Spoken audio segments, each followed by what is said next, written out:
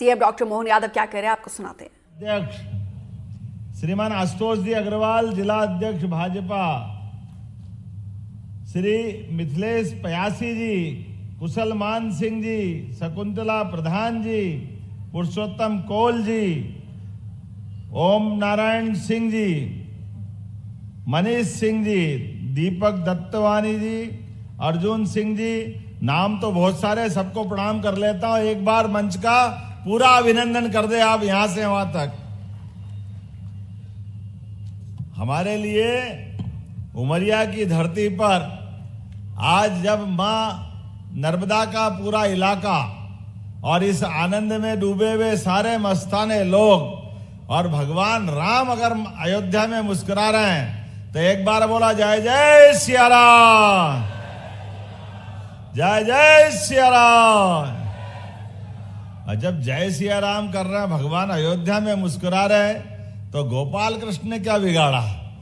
हमको आने वाले समय में परमात्मा चाहेगा तो जमुना जी का कृष्ण कन्हैया भी मुस्कुराएगा। बोलो गोपाल कृष्ण भगवान की, नर्मदा महारानी की। मैं आज के इस कार्यक्रम में यशस्वी प्रधानमंत्री पूर्व भारत रत्न स्वर्गीय अटल बिहारी वाजपेयी जी के जीवन में उनकी प्रतिमा का अनावरण करने आया हूं। जोरदार अभिनंदन करें स्वर्गीय भारत रत्न अटल बिहारी वाजपेयी जी का। मैं नारा लगाऊंगा आपका, अमर रहे अमर रहे। भारत रत्न अटल बिहारी वाजपेयी अमर रहे। भारत रत्न अटल बिहारी वाजपेयी अमर रहे। क्या अद्भुत जीवन था अटल जी का, क्या व्यक्तित्व था। सच्चे अर्थों में अटल जी भी की ये जन्म शताब्दी चल रही है। मैं पूरे मंच को बधाई देना चाहूंगा। अटल जी जैसा विराट व्यक्तित्व का धनी हम सब जानते हैं। अटल जी का पूरा जीवन जनता की सेवा के लिए, सच्चे अर्थों में लोकतंत्र को सच्चे अर्थों में कोई विपक्ष का नेता मिल सकता था। पांच प्रधानमंत्री के सामने बांधवगढ़ के टाइगर दहाड़ते हैं तो आनंद आता है, रोमांच हो जाता है।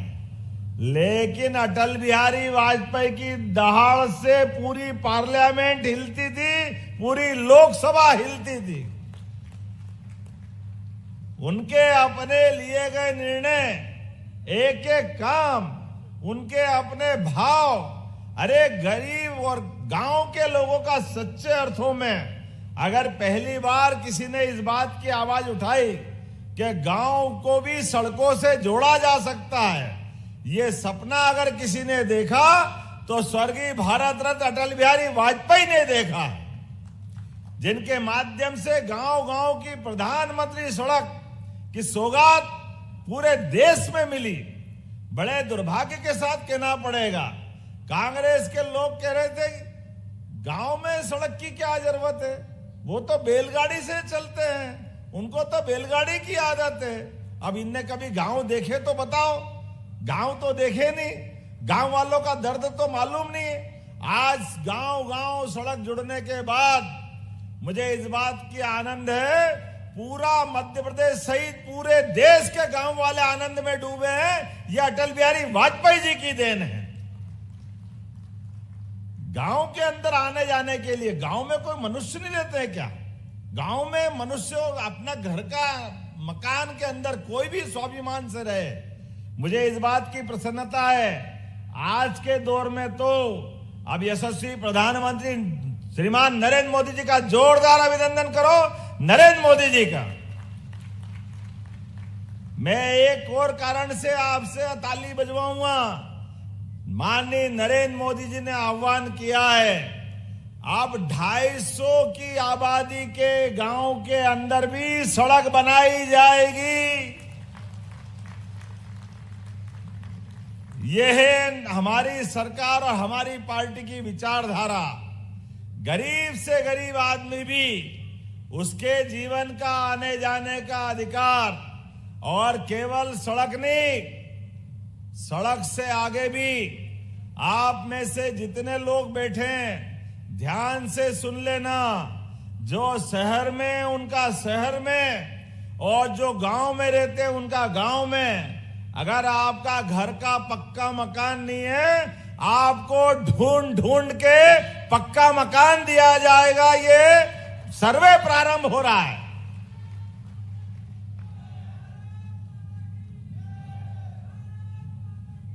नरेंद्र मोदी जी का अपना सपना, ये 145 करोड़ से बड़ा आबादी का देश, इसमें गरीब से गरीब आदमी की जिंदगी में भी, अरे गरीब आदमी झोपड़ी में क्यों रहेगा, उसको भी पक्का मकान मिलना चाहिए, उसका भी इस प्रदेश और देश पे हक है।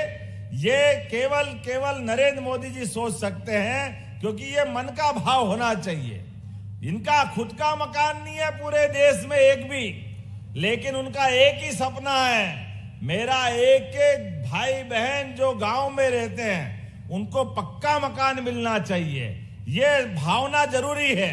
आप बताओ, प्रधानमंत्री किसान सहायता किस किस को मिलती, हाथ खड़े करके बताना।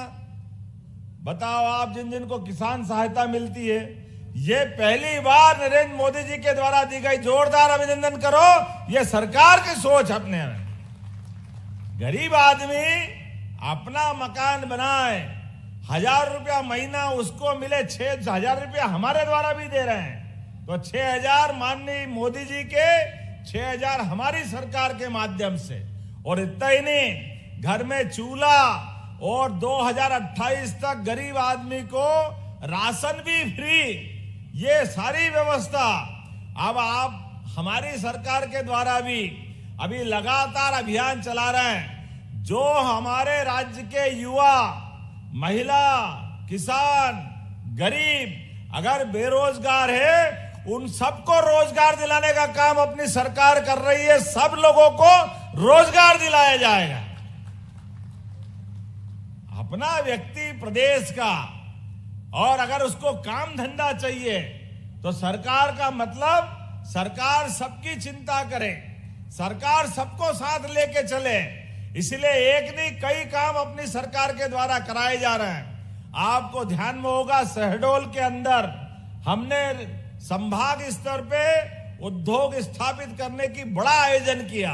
केवल शहडोल नहीं, जबलपुर, ग्वालियर, सागर, नर्मदापुरम, रीवा, एक एक करके 7 संभाग पे। और अब सबसे बड़ी इन्वेस्टर समिट कर रहे हैं भोपाल में, और भोपाल में आ रहा है यशस्वी प्रधानमंत्री। जोरदार अभिनंदन करो इसी महीने श्रीमान नरेंद्र मोदी जी। मध्य प्रदेश में किसी बात की कमी नहीं है। मध्य प्रदेश में उद्योगों के लिए जमीन भी है, पर्याप्त बिजली भी है, पर्याप्त रूप से खदानों पे अपनी आयस्क के आधार पर उत्पादन की इकाई लगाने की संभावना भी है।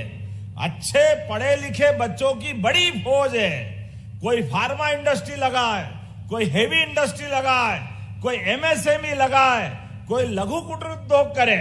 जिसको भी जो काम करना है, सरकार सबकी मदद करने के लिए तैयार है। लेकिन मध्य प्रदेश को आगे बढ़ाना है, बेरोजगारों को काम दिलाना है, युवा की जिंदगी बदलना है। सरकार का मतलब, सरकार अपनी व्यवस्थाओं के बलबूते पे आपके सबके साथ लेकर के हर महीने एक जगह अपनी उद्योगों की हर जगह कार्यक्रम कर रही। और केवल मध्य प्रदेश में नहीं, यहां उद्योगपति को अपने प्रदेश में मौका मिले, इसका भी प्रयास कर रहे हैं। आप में से, अपने में से उद्योगपति बने। आज नौकरी मांगने वाले नहीं, आप नौकरी देने वाले बनो। और तो और हमने कल अपनी कैबिनेट से पॉलिसी बनाई है कि हमारे 55 जिलों में अब 2-2, 2.5 करोड़ की भी छोटी फैक्ट्री लगाओगे तो उसमें भी सरकार अनुदान देगी। ये व्यवस्था अपनी बनी है। हमारा अनूपपुर, उमरिया, मानपुर, आप दीदी उद्योगपति लाओ, हम आपकी मदद करने के लिए तैयार रहेंगे। सब प्रकार का आह्वान बना रहे हैं। हमारे यहाँ कोदो कुटकी, ये जो अपना मोटा अनाज है, 1000 रुपया कुंटल का उसका अलग से बोनस चालू किया था। धान कौन कौन लगाता? धान जरा हाथ खड़े करके बताना।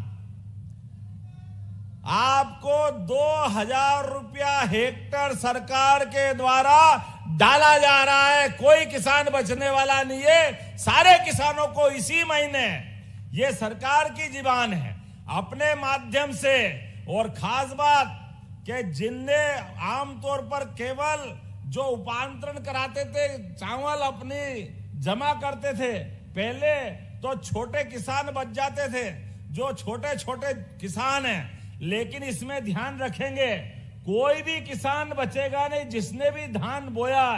प्रत्येक किसान को पैसा दिलाने की जवाबदारी हमारी सरकार द्वारा ली जा रही है। ये छोटी बात नहीं, जोरदार अभिनंदन करके बताओ, ये छोटी बात नहीं है। ये उनके मुंह पे तमाचा है जो हमारे से कहते थे कि भैया धान के पैसे दिलाओ, धान के। हमने कहा ये हमारी भाजपा की जबान है, हमारी सरकार की। एक एक किसान को पैसा दिलाना हमारी जवाबदारी है, किसी को छोड़ने वाले नहीं। जैसे ये बोलते थे लाडली बहनों के पैसे नहीं देंगे, सरकार बन गई भूल जाएंगे।